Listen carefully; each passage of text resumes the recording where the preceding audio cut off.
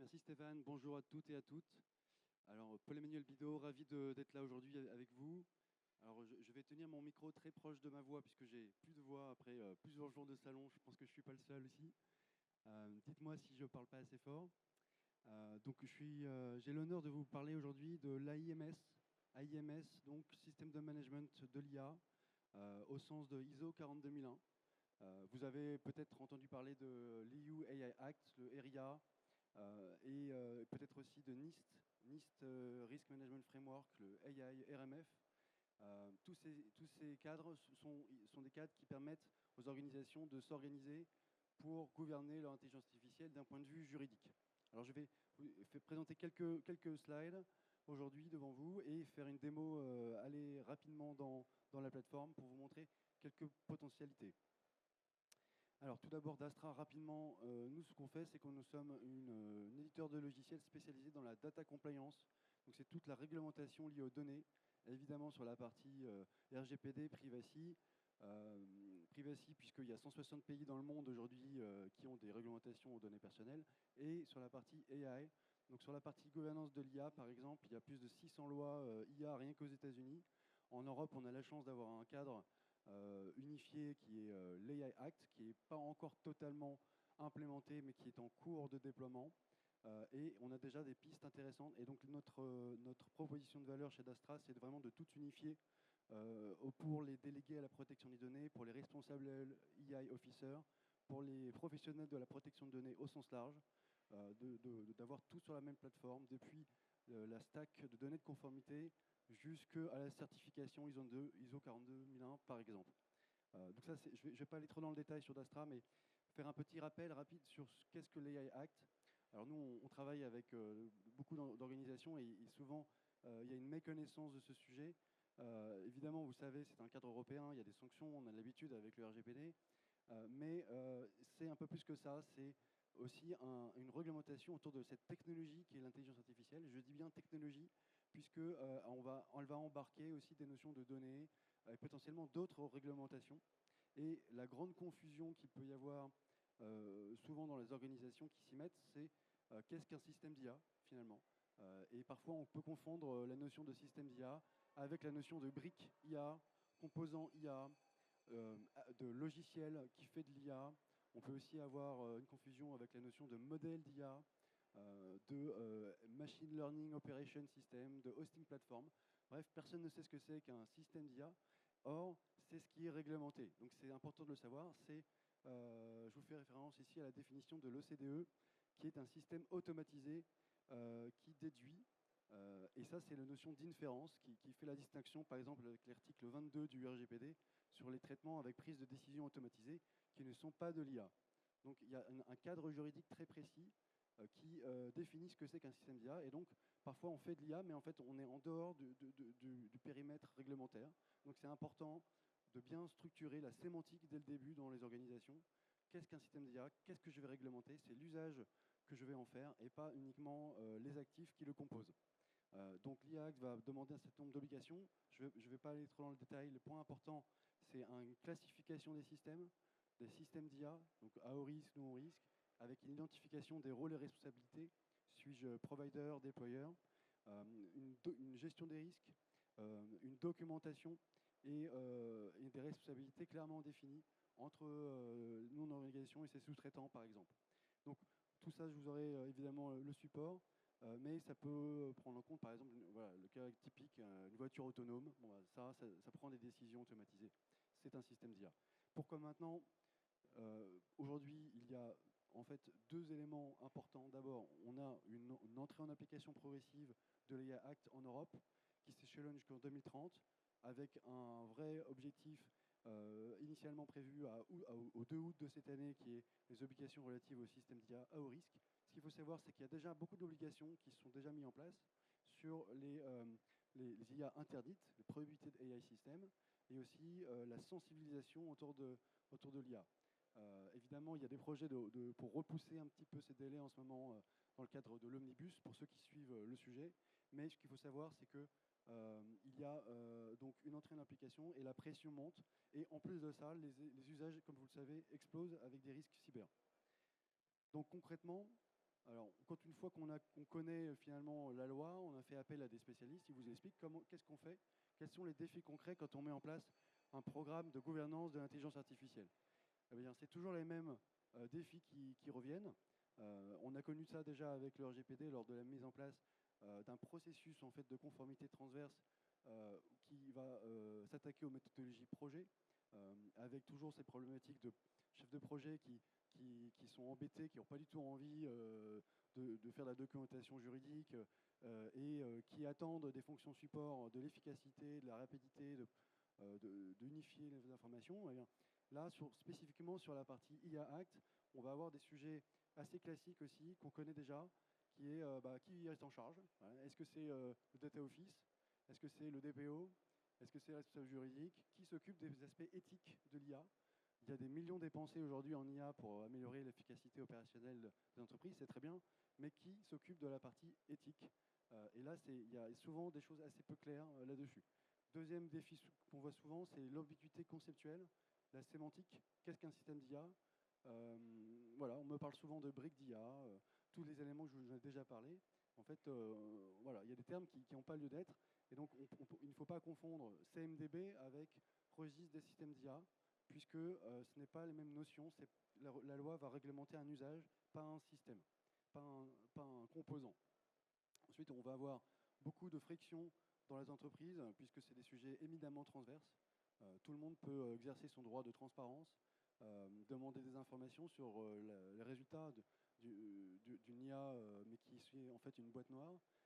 Et donc, il y a beaucoup de frictions. Et donc, l'idée, c'est d'apporter un système de management qui va apporter de l'efficacité et qui va anticiper les problématiques transverses en bonne intelligence via une GRC en fait spécialisée qui est l'Astra. On a également une multiplicité des cadres réglementaires. Ce n'est pas juste l'EIA Act. Il y a d'autres cadres qu'on peut citer, l'OCDE ou également des cadres sectoriels. Et donc, comment on fait pour gérer ça à partir de la même plateforme? Eh bien, il faut le prendre en compte dès le début, dès la conception. Ensuite, beaucoup de coûts cachés qu'il ne faut pas négliger. Qu'est-ce que c'est qu'un système d'IA?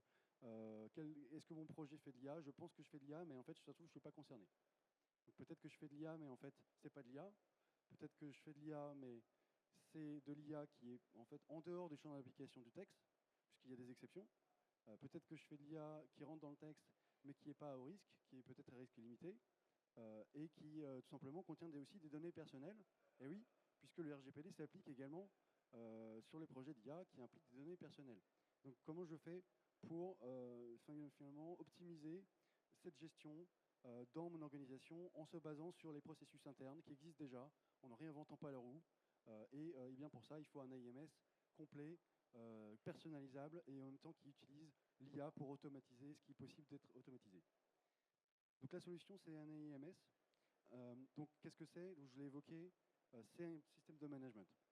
D'accord? Donc une gouvernance qui comprend. Donc c'est un outil qui va supporter des processus assez classiques de conformité.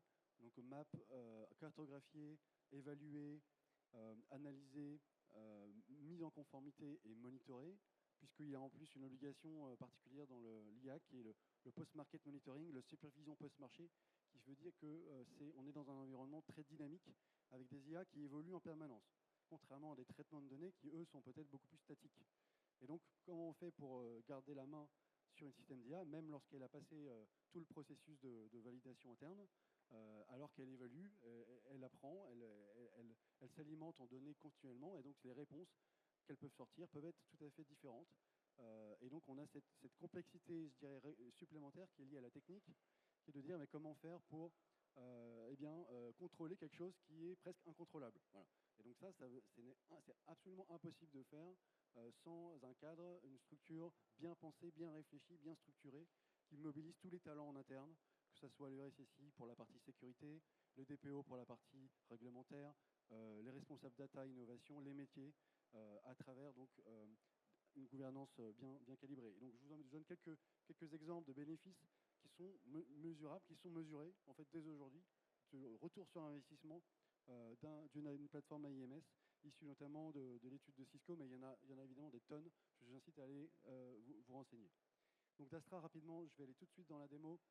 Qu'est-ce que c'est? Eh bien, c'est une plateforme qui permet d'abord de ne pas réinventer la roue. On repart des données existantes des organisations, quelles qu'elles soient. Donc, les asset management sur la partie, je ne sais pas moi, voilà, CMDB, liste des vendors.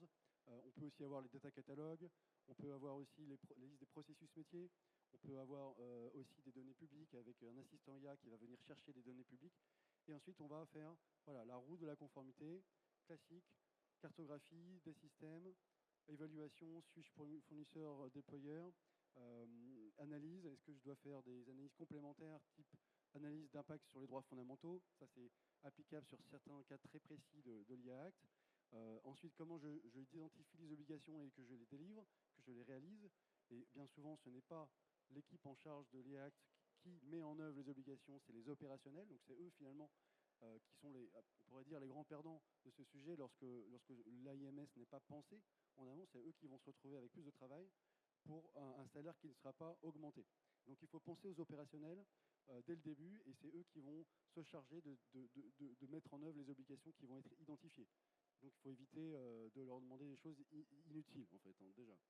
Ensuite, le suivi, comment on fait pour mettre en place un suivi dans le temps sur des sujets qui changent tout le temps, je vous en ai parlé, et l'objectif c'est d'avoir finalement une conformité continue sur l'ensemble du cycle de vie du système d'IA, depuis son identification en mode projet, jusqu'à la mise en production, jusqu'à la fin de sa vie. Et tout cela avec l'assistance et le support de Dastra en tant que plateforme d'éditeur, nos partenaires qui sont là pour vous accompagner sur la partie conseil, et DBO par exemple, et responsable AI officer. Et l'idée, c'est d'avoir de l'ambition, d'amener les organisations vers une certification. Une certification ISO 42001 par exemple. Et la bonne nouvelle, c'est qu'en fait, quand on a déjà fait ce chemin-là, eh bien, les données sont déjà présentes. Ce qui est pénible dans la certification, c'est toujours la même chose, c'est récolter les preuves. On va faire du contrôle par échantillonnage, on va tester les contrôles et il faut collecter les preuves. Eh bien, en fait, l'avantage de Dastra, c'est qu'il y a un lien automatique entre les données qui sont les preuves et le GRC qui va lister les exigences, les contrôles, les tests. Et donc, on a des contrôles, des remontées de preuves automatiques qui permettent d'obtenir beaucoup plus simplement qu'auparavant des certifications ou même intégrer dans un plan de contrôle commun qui vont venir gérer le multi-framework, donc plusieurs cadres réglementaires selon les pays dans lesquels on est présent et les secteurs d'activité. Donc ça, c'est vraiment ce qu'on fait. Donc maintenant, je vais passer tout de suite au concret, la démo. Alors, je vais prendre un cas d'usage très simple que vous avez peut-être déjà mis en place dans vos organisations, c'est la gestion de réunions. Donc lorsqu'on enregistre une réunion sur Teams ou sur n'importe quel système, eh bien, on va peut-être l'enregistrer et avec la voix, la vidéo, on va transformer ça en compte-rendu. En compte-rendu qui vont impliquer plusieurs modèles. On va avoir des modèles donc voice to text, des modèles ensuite text to text qui vont venir transformer le texte en compte-rendu généré par l'IA et qui va être diffusé par exemple automatiquement auprès des participants de la réunion. Donc on va prendre cet exemple et on va dérouler ce qu'on appelle nous les 6 étapes de déploiement d'un AMS, mais à une échelle réduite, à l'échelle d'un système d'IA très précis que je vais appeler Meeting Intelligence System. Alors, si vous voulez en savoir plus, évidemment, je vous incite à aller lire notre livre blanc. On a un stand à côté, n'hésitez pas. Télécharger sur Internet pour en savoir un peu plus. Je vais vraiment faire une introduction rapide. Donc, je vais tout de suite aller dans l'espace d'Astra. J'ai un espace de travail qui va comporter donc l'intégralité de mes fonctionnalités de l'Astra. Évidemment, c'est modulaire. On peut choisir ce qui nous intéresse et enlever ce qui ne nous intéresse pas. On a également de la veille réglementaire. On peut avoir, par exemple, la veille de l'OCDE sur les incidents de sécurité liés à l'IA. On peut avoir nos partenaires qui font de la veille juridique pour vous directement dans la plateforme. Et donc, on va dire une première étape de cartographie de tableau de bord, tout simplement. Ensuite, on va aller sur ce qu'on appelle, nous, le socle des données. Donc, c'est ce qui va faire que toutes les informations vont être unifiées dès le départ avec la liste des assets, potentiellement des processus, des logiciels, des hardware, tout ce qui compose en fait le patrimoine informationnel de l'entreprise. On peut le connecter au CMDB interne, mais aussi les acteurs internes, externes, les vendors, les data catalogues, la librairie de durée de conservation avec les durées de conservation applicables par juridiction, et donc j'en passe, ce qu'on appelle un data retention schedule. Vous savez, les données, c'est extrêmement important dans l'IA. On ne gouverne pas l'IA si on ne gouverne pas les données. puisque c'est un élément fondateur des systèmes d'IA. Et donc là, je vais aller vite, mais ça c'est vraiment le socle de base, et ensuite on va pouvoir créer ce qu'on appelle donc un registre des systèmes d'IA, et donc qui va être composé de plusieurs éléments. Alors là, vous voyez vraiment une version ultra simplifiée, avec tout un ensemble de KPI qui va être généré automatiquement. Et je peux également, je n'aurai pas le temps de le faire aujourd'hui, mais une génération directement de systèmes d'IA grâce à l'intelligence artificielle, car oui, l'intelligence artificielle peut aussi aider à accélérer l'efficacité d'un système de management de l'intelligence artificielle. Pourquoi pas l'IA pour l'IA. Alors, il y a une limite à mettre évidemment là-dessus. Hein. Il faut qu'il y ait une supervision humaine, évidemment, mais ça peut faire gagner des moments précieux de documentation. Donc là, si on rentre sur finalement la taxonomie d'un système d'IA, on va retrouver différentes étapes qui vont être classiques et qui vont décrire l'usage. Donc on va retrouver des généralités. Voilà, dans mon organisation, est-ce que j'ai des cas d'usage précis? Est-ce que je veux qu'il y ait un système d'IA égale plusieurs usages? Est-ce que je veux qu'il y ait un système d'IA égale un usage, etc. Ça, c'est des choix organisationnels qui dépendent du contexte interne, donc d'où le besoin de personnalisation. Ensuite, on va avoir des discussions autour de mes responsabilités. Suis-je fournisseur, suis-je déployeur? Dans le cas précis, je suis uniquement déployeur, j'ai pris un cas simple. On pourrait être les deux à la fois, en fait. Hein. On pourrait être provider si on achète sur étagère, par exemple, un copilote, et on change la marque et on met notre marque à la place. Donc ça suffit pour être provider, donc avec des obligations supplémentaires. Et donc, comment gérer le multi-rôle au sein d'un seul système d'IA, sachant qu'on va triggerer des obligations différentes qui vont impacter les équipes. Donc, il y a des choix importants à faire au début d'un projet d'IA qui vont potentiellement alourdir la charge de supervision. Et l'objectif, c'est tout ça, c'est d'abord de le documenter. Parce que si vous ne voulez pas documenter, en cas de contrôle, vous seriez nu. Vous serez nu. Donc il faut bien faire des choix et les documenter. Ensuite, on va référencer les modèles d'IA. Donc les modèles d'IA, c'est la partie algorithmie. Donc on a une bibliothèque des modèles d'IA que vous pouvez utiliser également. Et ici, j'utilise plusieurs modèles d'IA différents. Whisper, par exemple, pour la transcription automatique des enregistrements de réunions, GPT, Copilot, Claude 3. Et chacun de ces systèmes va être décrit, va être inventorié dans un référentiel spécifique qui va nous permettre de dire est-ce que c'est un type d'apprentissage supervisé ou non, modèle usage général, oui, non, et si oui, y a-t-il un risque systémique? Alors pour ceux qui ne savent pas, le modèle général se décrit par une puissance de calcul de 10 puissance 27 teraflops et qui est pour la première fois dans l'analyse de risque. C'est un critère technique indépendant de l'usage qui permet de décrire un risque. Donc plus la puissance de calcul sera élevée, plus potentiellement le détournement de ce système à des finalités néfastes peuvent être graves. Donc il y a un lien entre la puissance de calcul et mon risque. Et ici, le risque systémique, c'est 10 puissance 29 teraflops. Vous voyez deux éléments supplémentaires. Donc vous pouvez construire comme ça vos référentiels, les lier entre eux et décrire votre système d'IA. Et là, c'est la première étape, donc avec les parties prenantes pour des systèmes de mise à jour automatique, de notification. Et on va également décrire les actifs qui vont permettre finalement de supporter le système. Et donc, il peut y avoir tout un ensemble d'éléments, selon ce que vous appelez, vous, actif, selon la définition interne, avec des processus, mais des logiciels, des systèmes d'IA aussi, qui peuvent être des composants, du phase de hardware, software, des machine learning operations, des hosting platforms. Il y a vraiment énormément d'éléments. Et ce qui est important, c'est de qualifier le rôle que chacun de ces actifs ont dans le système. Donc j'ai plus beaucoup de temps, je vais me dépêcher. Donc vous voyez, je vais décrire mon système, les différents éléments qui le composent, qui sont concernés en tant que personnes concernées avec potentiellement des personnes vulnérables qui vont venir alimenter mon analyse de risque. Et ensuite, classification de ce système. Là, j'ai en l'occurrence, c'est un risque limité, avec donc finalement peu de risques, mais par contre, j'ai des obligations de transparence qui vont s'appliquer.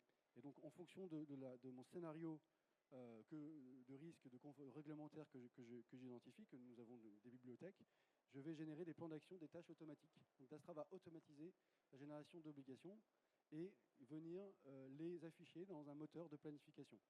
Ce qui va permettre donc d'avoir aussi la capacité de travailler en mode agile avec toutes les équipes internes, en lien avec les systèmes de ticketing, etc.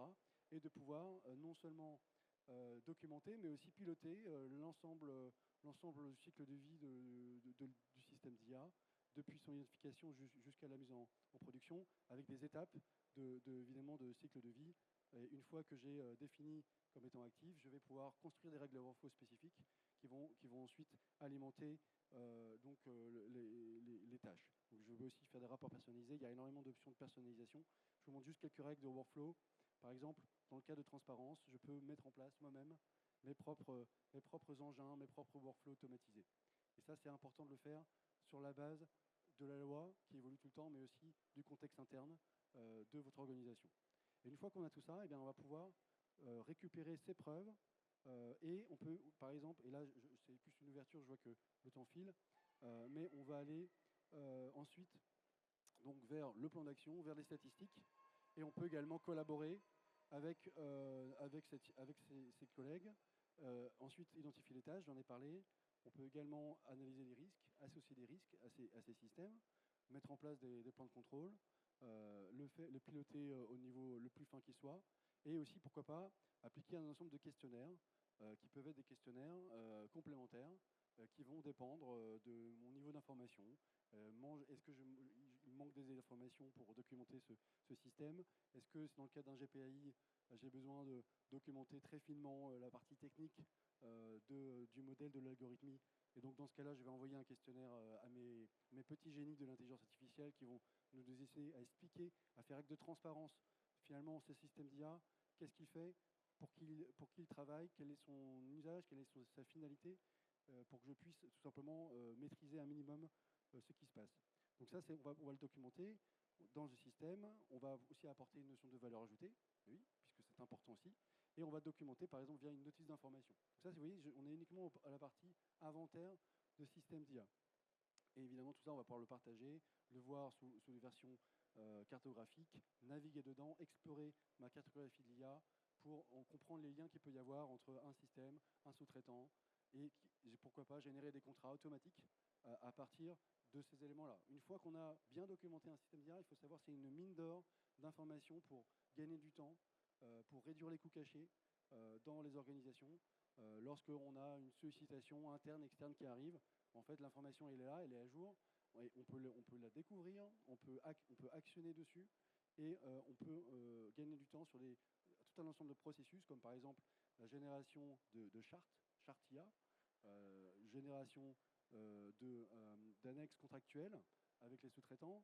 On peut également lancer des analyses d'impact directement, automatiquement, pour aller encore plus loin dans les options et avoir donc des statistiques qui peuvent ensuite être partagées et ensuite actionner des actions, des tâches, des risques qui vont me permettre de piloter mes risques, soit d'un point de vue bottom-up à partir du système, comme ici, avec tout un ensemble de scénarios de risque à la IBIOS, si vous connaissez IBIOS Risk Manager, appliqué à l'IA.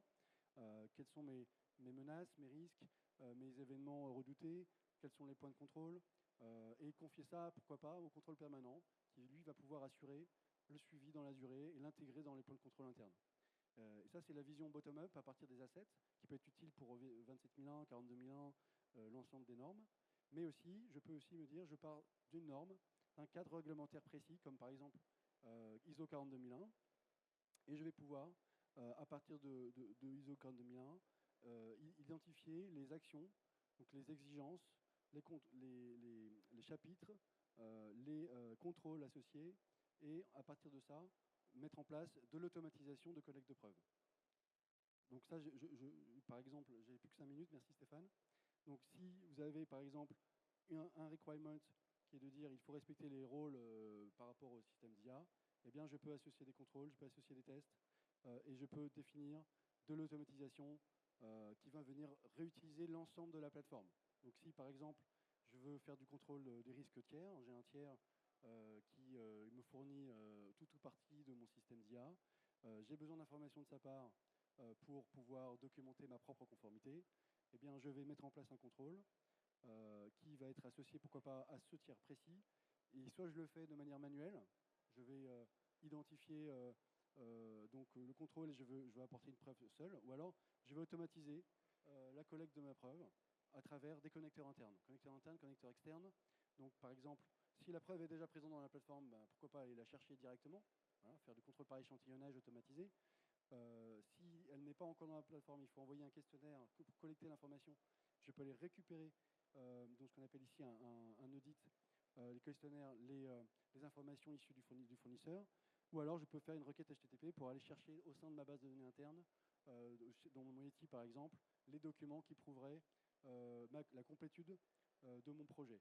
L'idée de ce système, c'est d'apporter vraiment une GRC complète qui permet de commencer simplement, mais également de construire tous les process autour, d'y aller petit à petit, étape par étape, et en fait réutiliser l'ensemble de l'information dans une optique de valorisation.